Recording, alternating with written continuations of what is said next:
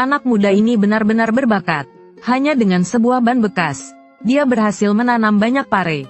Tidak hanya mudah ditanam dan hemat tempat, tapi cara pembuatannya juga sangat sederhana. Pertama-tama, dia meletakkan karung plastik di atas tanah.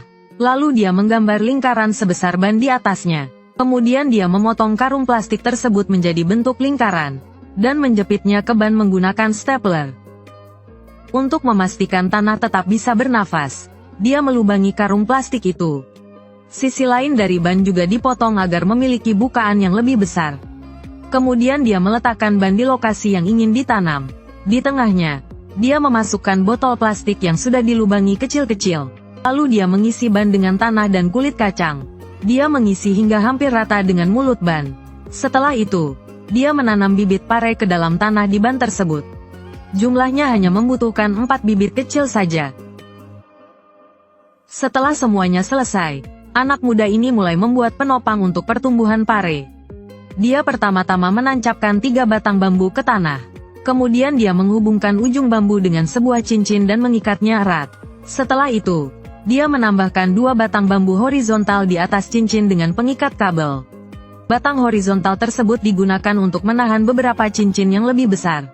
Setelah mengencangkan dengan pengikat kabel dan menambahkan 2 batang bambu lagi, dia menghubungkan 4 tali katun dari atas sebagai tali panjat untuk bibit pare. Dengan demikian, penopang tanaman pare ini telah selesai dibuat. Sementara itu, botol plastik yang telah ditanam sebelumnya mulai berfungsi. Botol ini digunakan untuk menampung campuran daun sayur busuk dan kulit buah. Melalui lubang kecil di botol, nutrisi diberikan secara terus-menerus ke tanah. Setelah sekitar 7 hari pertumbuhan, Anda dapat melihat bibit mulai merambat. Dalam 12 hari, tanaman pare sudah mencapai cincin di atas. Pada saat ini, ujung tanaman rambat perlu dipotong. Tujuannya adalah untuk mendorong percabangan lebih banyak. Setelah 20 hari, tanaman mulai memasuki fase berbunga. Untuk terus menyediakan nutrisi selama pertumbuhan, tambahkan lebih banyak daun busuk ke dalam botol plastik. Jangan lupa untuk memberikan cukup air.